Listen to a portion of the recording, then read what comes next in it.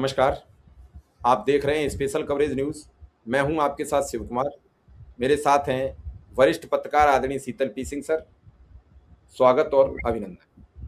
Sir का अपना नमस्कार। एक आर्थिक जगत पर एक पकड़ रहती है और उसे विशेष तरीके से पढ़ते हैं और कई मुद्दों पर खुल के मतलब उसका पूरा विश्लेषण करते हैं और आप सब जगह देखते हैं। और इस समय हर व्यक्ति जानना चाहता है कि देश किस ओर जा रहा है। ये सोच अभी बड़ी है। सबसे ज्यादा अगर सर्च किया जा रहा है इस समय गूगल में कोई चीज, तो हम कहाँ जा रहे हैं, इसी को लेके बातचीत करेंगे।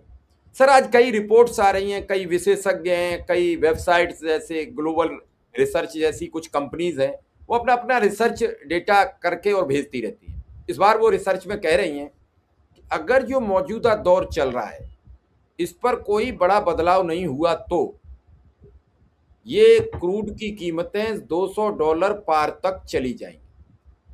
तो सर, विचार ये होना चाहिए कि अगर 200 पार गई तो फिर डीजल पेट्रोल की कीमतें भी लगभग ₹250 से पार जानी चाहिए। उस समय स्थितियां क्या बनेंगी सर? नहीं नहीं, स्थितियां तो आज ही जो बन गई हैं अब ये असह्य है। इस समय कई जगहों से ये खबरें आ रही हैं। सारी खबरें नहीं आ पा रही। हीट स्ट्रोक की वजह से जगह जगह अस्पतालों में बच्चे, सड़क पे काम करने वाले मजदूर, या ये घरों में ये सामान सप्लाई करने वाले गिग वर्कर्स, ये सब इस समय खतरे में है। क्योंकि मौसम जो आ गया है ये एल नीनो की वजह से। इस बार एल नीनो का खतरा है सुपर एल नीनो का। ऐसा खतरा 140 साल पहले आया था। अब दुनिया में। जी। सर, ये जो सुपर एलिनो की आपने बात की, हम चाहेंगे थोड़ा सा सर इस पर प्रकाश जरूर डाल दीजिए, क्योंकि दर्शक समझें ये है क्या। जरूर। देखिए, प्रशांत महासागर में इस मौसम में जो हमारा पानी का आने जा, दुनिया में 2/3 पानी है। जो पृथ्वी है एक्चुअली है पानी पे टिकी हुई चीज है। इसमें बीच बीच में धरती उभरी हुई है, बाकी सब तरफ पानी ही पानी है। तो इस मौसम में प्रशांत महासागर में जिस ओर को प्रवाह नॉर्मली जाता है, वो कभी कभी सैकड़ों साल में उसका प्रवाह उल्टा हो जाता है। नॉर्मली जाने पर ये गर्म पानी ठंडे इलाकों की ओर जाता है, और जिससे फिर बरसात बरसात के सीजन में जो है बरसात होती है और नॉर्मल सी रहती है। लेकिन जो अल नीनो वाला प्रभाव वाला साल होता है, कभी कभी आता है ये, और ये प्रकृति में जो हम लोग विनाश कर रहे हैं इसकी वजह से इसकी फ्रीक्वेंसी बढ़ती है, तो ये उल्टा हो जाता है साइकिल। तो अब इस समय जब ठंडे की ओर जाना चाहिए पानी को, समुद्र का जो प्रवाह है प्रशांत महासागर में, वो उल्टी दिशा में हो जाता है। तो गर्म जब पानी आता है, जो कि नहीं आना चाहिए, वापस जाना चाहिए, तो उससे पूरा वातावरण में गर्मी बढ़ जाती है। तो जितनी गर्मी है इससे औसतन 1.5 पौने 2% कई बार बढ़ जाती है। अल्नीनो और सुपर अल्नीनो के जमाने में ये 3% तक बढ़ जाती है। तो हमारे देश में सिर्फ एक चांस है कि ज्यादातर शहर हमारे पोल्यूटेड है, प्रदूषित है। तो प्रदूषण से अलग तरह का समाज को खतरा है। लेकिन एक उससे इस अल्नीनो के जमाने में भारत में थोड़ा सा उन शहरों में जहां प्रदूषण है, गांव में नहीं, लेकिन शहरों में जो प्रदूषण है उससे करीब पौने 1.5 डिग्री तक का असर प्रदूषण सोख लेता है। काले वाले जो कण हैं, तो 2.25% के आसपास हमें टेम्परेचर, लेकिन मतलब 2 2.25 डिग्री फिर भी बढ़ जाता है। तो इतना असह्य है इंसान के लिए। और देखिए, हमारे देश में गरीबी बहुत है। कुल 8% लोग एयर कंडीशन यूज करते हैं। 8%, यानी 92% हमारी आबादी जो है वो सूरज के नीचे डायरेक्ट है। और जो भी उसके पास झोपड़ी घर या जिस तरह का भी है, कच्चा पक्का, अपना कूलर वूलर चला के और पंखा वंखा चला के हाथ पंखे से जिंदा रहने की कोशिश करता है इंसान। ऐसे में काम भी करता रहता है रोजी रोटी के लिए, तो काम तो करना होता है। तो इसमें ये खतरा होता है कि शरीर में नमक की मात्रा, पसीना निकलता है और वो सूख जाता है, तो नमक कम हो जाता है एक तो, और पानी कम हो जाता है। तो इन दोनों का संतुलन जब कई बार खतरे के निशान पे होता है, तो उस समय आदमी को पता नहीं चलता, वो एकाएक धूप में बेहोश होकर गिर जाता है। तो ये लोग जो दोपहर में आपको खाना पहुंचा रहे हैं, या वो अमेजन का कोई पार्सल पहुंचा रहे हैं, या आजकल ये सब बहुत सारी चीजें हो गई हैं जो ये बेरोजगार नौजवान करते हैं, मोटरसाइकिल पे फिर अपना जाते हैं। उनको पता नहीं होता और एकाएक पता चलता है कि मोटरसाइकिल अलग लुढ़की हुई, आदमी अलग लुढ़का हुआ है। कोई समझता है कि एक्सीडेंट हो गया, कोई समझता है कुछ हो गया, लेकिन एक्चुअली उस समय उसके शरीर में इन तत्वों की कमी हो चुकी होती है, पानी की कमी होती है। अगर उसे तुरंत मेडिकल अटेंशन नहीं मिला समय से, जो हमारे पीएससी वगैरह पे आप जानते हैं क्या हालत है, हर चीज को रेफर कर देते हैं। पीएससी कहेगा जिले में जाओ, जिले वाला कहेगा लखनऊ मेडिकल कॉलेज जाओ। तो हमारे यहाँ तो कोई व्यवस्था स्वास्थ्य की है नहीं, या प्राइवेट है तो डकैती है वहां। तो आप समझिए कि आदमी मौत के मुंह में है। तो ये जो खतरा इस मौसम में बढ़ जाता है अल नीनो के साल में, ये हमारे यहाँ मेहनत कशियों की तादाद ज्यादा है, किसान ज्यादा है, तो खतरा ये ज्यादा बढ़ जाता है। ये एक स्थिति आई हुई है। और सरकारों का हाल ये है कि वो अपना भी तो मेलोडी और चॉकलेटी चल रहा है। तो देश में कोई इंतजाम नहीं है कि जगह जगह प्याऊ वगैरह का सरकार इंतजाम करे। और ये एक जो ओरेक्स होता है जिसमें ये कई लवण मिला के और ये पीने के लिए दिया जाता है ना गर्मी में, लू वगैरह में, उसका सबका इंतजाम हो, जगह जगह पीएससी वगैरह में इंतजाम हो। तो ये सब हम कुछ करते नहीं है, भगवान भरोसे हमने छोड़ रखा है देश को। गरीबों को तो हम बिल्कुल आदमी नहीं समझते, कीट पतंगे समझते हैं कि मर गए तो मर गए।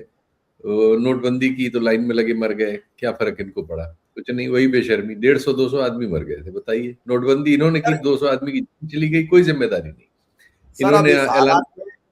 इस हालात में जो मौजूदा परिस्थितियां हैं, अल नीनो अपना असर दिखा रहा है, और $200 प्रति बैरल जब क्रूड होगा तो सर हाहाकार मच जाएगा, कुछ बचेगा ही नहीं। हाहाकार तो पहले से मचा हाहाकार, हुआ है।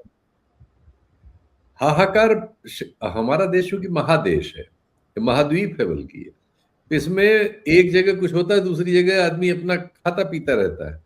हाहाकार मचा हुआ है। बीसीओ वीडियो आए हुए हैं कि वहां तेल नहीं पहुंचा। उड़ीसा के कई जिलों से आ चुका, मध्य प्रदेश से आ चुका, दिल्ली के किनारे से आ चुका, महाराजगंज से यूपी में आ चुका, कि पता चला पूरे इलाके में डीजल पेट्रोल नहीं है, एक दिन नहीं, 2 दिन नहीं है।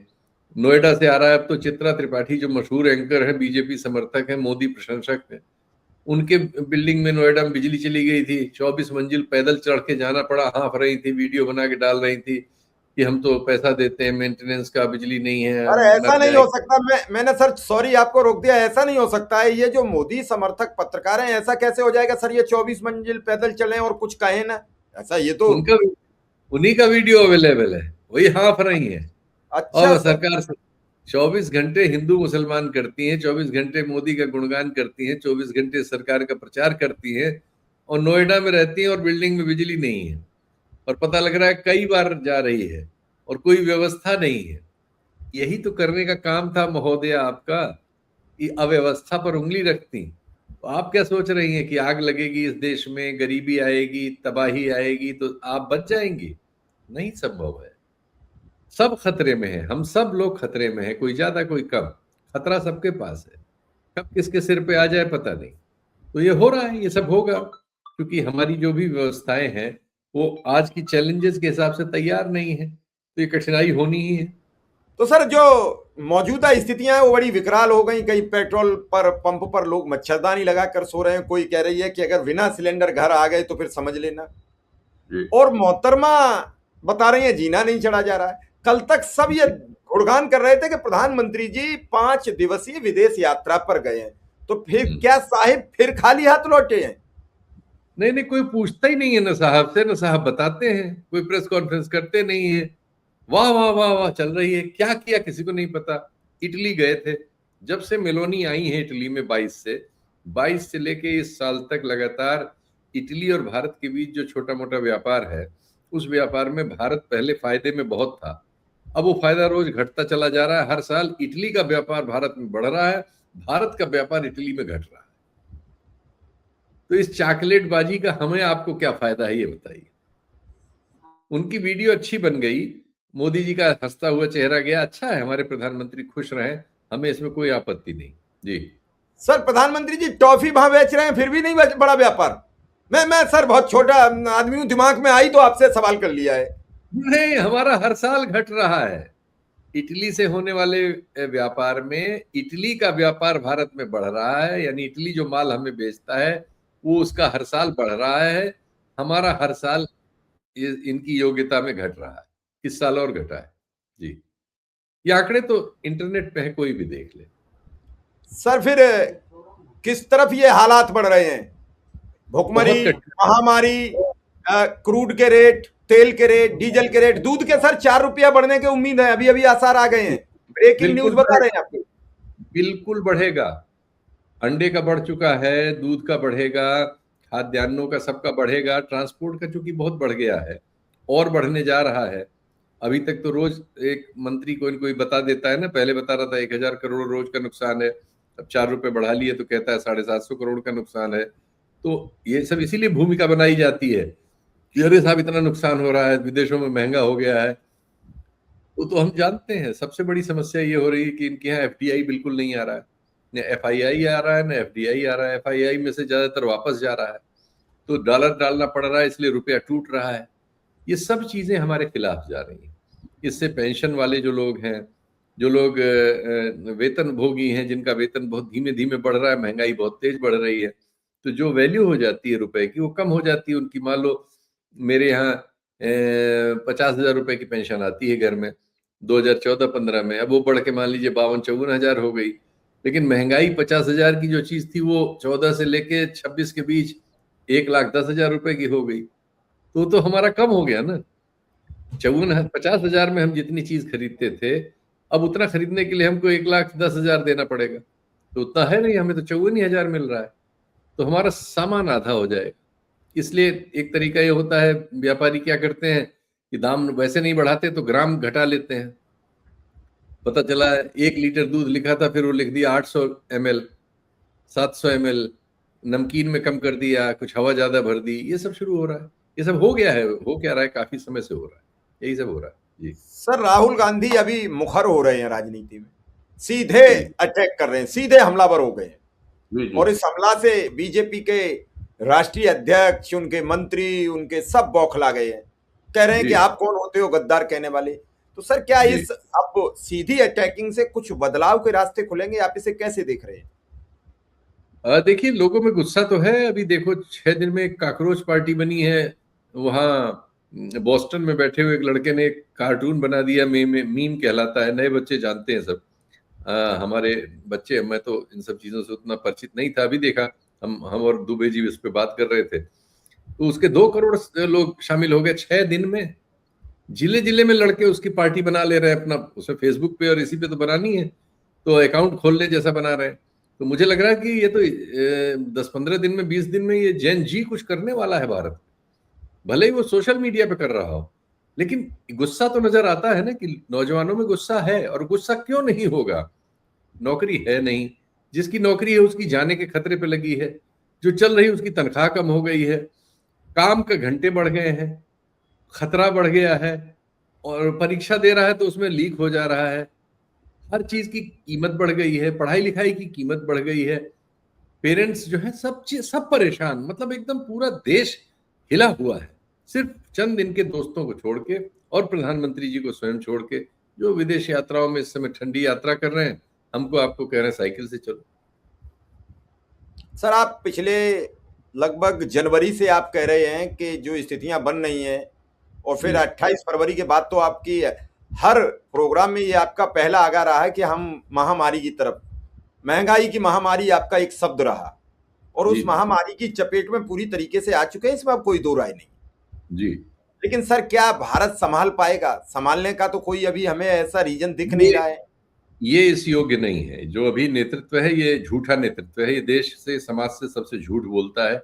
इसने झूठे आंकड़े तैयार कर रखे हैं और इसने सिर्फ कष्ट दिया है समाज को। ये समाज की कमजोरी है कि वो इनके भुलावे में आता है, इनके हिंदू मुस्लिम में फंसा हुआ है और अपना नुकसान कर रहा है।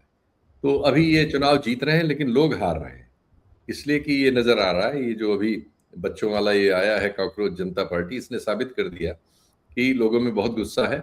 जो हम लोगों को दिखाई नहीं दे रहा उससे ज्यादा गुस्सा नौजवानों में है, बस वो चैनलाइज नहीं हो पा रहा है उसको। कोई, ये पॉलिटिकल पार्टियां घटिया हैं कि आज के जमाने की पार्टी पॉलिटिक्स समझती नहीं है, न ये तौर तरीकों का इस्तेमाल करना जानती है, इसलिए ये तबाही आ रही है। जी सर जो अभी आपने कहा है वो बड़ा है कि नाराजगी तो है लोगों में, वरना एक सप्ताह के भीतर 2 करोड़ 6 लाख लोग एक मंच पर इकट्ठे नहीं हो जाते। जी जी जी। बीजेपी से सर 2.5 गुने, बीजेपी की पोजीशन 3 मिलियन है, वहां जी अब जी 20.6 मिलियन है, कांग्रेस जी के 13.5 मिलियन है, आम आदमी पार्टी के 1.9 मिलियन है। जी। ऐसे में सर जब ये सब आंकड़े हैं और इतनी नाराजगी है, सड़क पर लोग उतरने को तैयार है, लेकिन सर कोई नेतृत्व करता नहीं मिल पा रहा, जो मैं समझ पा रहा हूं। ऐसे देखो, आज के दौर में ये सिर्फ भारत की बात नहीं है। आप देखो तमिलनाडु में क्या हुआ। 2 साल पहले एक लड़का आया, हीरो था, पार्टी बनाई, कोई सोचता नहीं था। 1967 से वहां द्रविड़ पार्टियां शासन में थी, कभी ये कभी वो, उलट गया। नेपाल में एक लड़का पैदा हुआ, गाना गाता था, रैपर था, सारा देश उसके पीछे चल पड़ा। बांग्लादेश में प्रधानमंत्री को भाग जाना पड़ा, जो उसके पहले चुनाव जीत के आई थी। लंका में ऐसे ही परिवर्तन हुआ। और इसके पहले अरब स्प्रिंग हुआ था, जिसमें 12-13 अरब देशों में क्रांतियां हो गई थी। इसके पहले पूर्वी यूरोप में हुआ था जो कलर मूवमेंट था, कहीं वो गुलाबी क्रांति, कहीं ऑरेंज क्रांति, कहीं कुछ क्रांति हुई थी। ये सब सोशल मीडिया पे हुई। आज के युग में अब राजनीति वो बदल गई है, पार्टी बनाओ, वो सब जो जेपी मूवमेंट में हुआ, वीपी मूवमेंट में हुआ, अन्ना मूवमेंट में मॉडर्न चीजें आ गई थी। अब देखिए कुछ नहीं, 1 रुपया उसका नहीं लगा, कोई पोस्टर नहीं लगा, कोई बैनर नहीं लगा, कोई उसने ऑफिस नहीं खोला। बोस्टन में बैठा लड़का है, अपना मास्टर्स की डिग्री ले रहा है, वहीं बैठे बैठे उसने भी पढ़ा, जैसे सबने पढ़ा कि चीफ जस्टिस ऑफ इंडिया ने बेरोजगारों को काकरोच कहा है। उसने आज के जमाने की पढ़ाई लिखाई उसके पास थी, उसने उस पर कार्टून बनाया और कार्टून बना के एक खाते में अपने डाल दिया कि हम काकरोच लोग, आपका मतलब मजाक उड़ाया, उसने व्यंग किया। उसको करोड़ों लोग शाम तक जान गए। और पता चला कि उसको फिर लगा कि अरे इससे आगे बढ़ते हैं, उसने काकरोच जनता पार्टी का ऐलान कर दिया, मजाक और बढ़ाया उसने। मजाक मजाक में इतना बड़ा मामला हो गया। तो ये है, ये बताता है कि आज के युग में जो टूल्स हैं उनका इस्तेमाल करना कोई कैसे। ये टूल्स जो हैं या हमारे यहाँ के नहीं है, सब मेटा और गूगल दोनों अमेरिका में है। इनका धंधा ही है कि ये ज्यादा लोग इसको देखें, ज्यादा लोग इस पे आए। तो ज्यादा लोग आने का काम ये राजनीति में ये समझ होनी चाहिए, जो आज के राजनीतिज्ञों में नहीं है भारत में। तो जिनको है वो उन्होंने पैदा कर दिया, वो कोई नेता थोड़ी है। आम आदमी पार्टी में वो छोटा मोटा काम करता था पहले, वो ये करता था आईटी सेल वगैरह में, थोड़ी बहुत नॉलेज उसको, जाहिर है कि होशियार तो था ही, वो बोस्टन में पढ़ रहा है तो काबिल है वो। तो काबिल है, तो काबिल आदमी ने नए जमाने के टूल का इस्तेमाल किया, ले आया।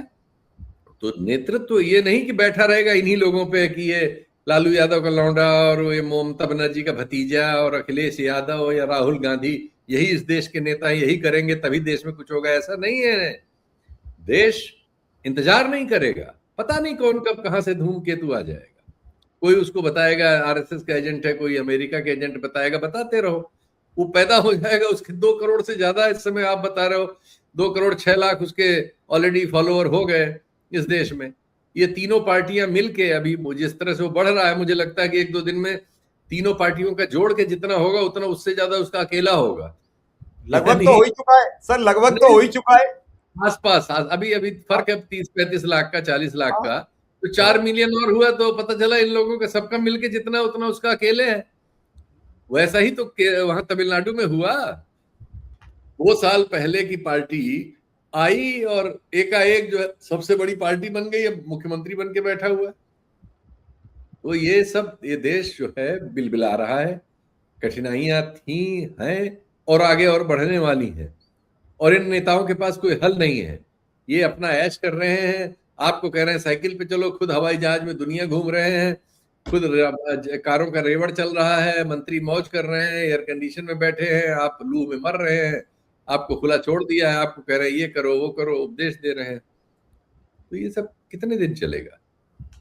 सर एक आपसे अंतिम बात जानना चाहेंगे और थोड़ा सा उसे समझने का भी प्रयास करेंगे कि जो आपने कहा कि एक केरल तमिलनाडु में आया, उसने एक बहुत पुरानी जो वहाँ की सिस्टम था वो तोड़ दिया, नेपाल में टूट गया।